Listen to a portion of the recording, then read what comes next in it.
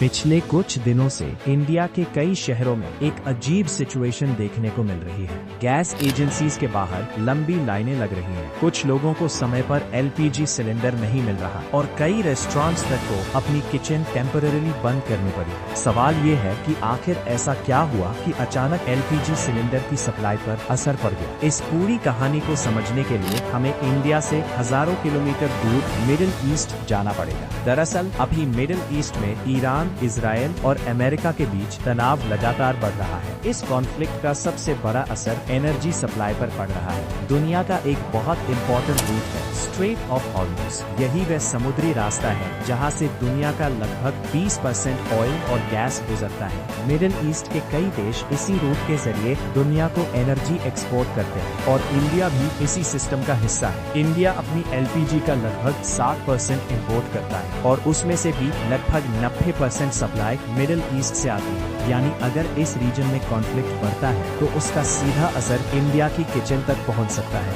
जब Iran Israel tension बढ़ा और स्ट्रेट ऑफ हॉर्मुज़ के आसपास सिक्योरिटी रिस्क बढ़ा तो कई इंटरनेशनल शिपिंग कंपनीज ने इस रूट से गुजरना कम कर दिया। कुछ टैंकर्स डिले हो गए, कुछ शिपमेंट्स रूट चेंज करने लगी और सप्लाई चेन धीरे धीरे डिस्टर्ब होने लगी। यही से शुरू हुआ एलपीजी सप्लाई प्रेशर। लेकिन सिचुएशन को और खराब किया एक और चीज ने, पैनिक बाइंग। जैसे ही लोगों ने न्यूज में शॉर्टेज की खबर सुनी, कई हाउसहोल्ड्स ने प्रिकॉशन के तौर पर एक्स्ट्रा सिलेंडर्स बुक करना शुरू कर दिया। इससे डिमांड अचानक बढ़ गई। गैस एजेंसीज के पास जितनी सप्लाई थी वो नॉर्मल डिमांड के हिसाब से थी, लेकिन अचानक डिमांड स्पाइक होने से डिस्ट्रीब्यूशन सिस्टम पर दबाव बढ़ गया। इसी वजह से कई जगहों पर डिलीवरी डिले होने लगा। सबसे ज्यादा असर कमर्शियल एलपीजी सिलेंडर्स पर देखा गया। होटल्स, रेस्टोरेंट्स, हॉस्टल्स और छोटे फूड बिजनेसेस को सिलेंडर्स समय पर नहीं मिल पाए। कुछ सिटीज में रेस्टोरेंट्स को इलेक्ट्रिक स्टोव पर शिफ्ट करना पड़ा और कुछ जगह किचन्स टेम्पररी बंद भी करनी पड़ी। दिल्ली, मुंबई, बेंगलुरु,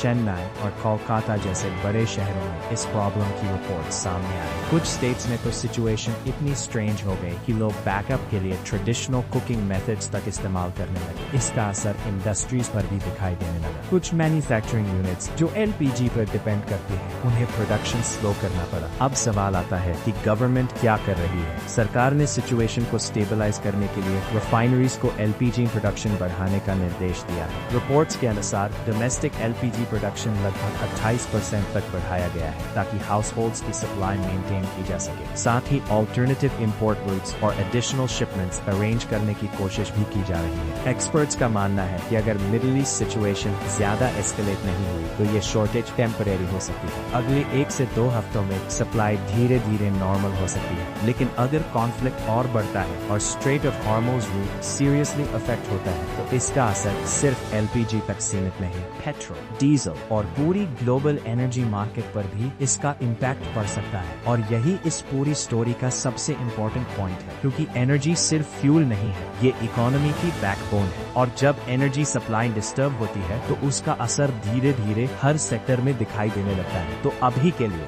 ये सिचुएशन एक वार्निंग की तरह है कि ग्लोबल कॉन्फ्लिक्ट्स कितनी जल्दी हमारी डेली लाइफ को अफेक्ट कर सकते हैं, यहाँ तक कि हमारी किचन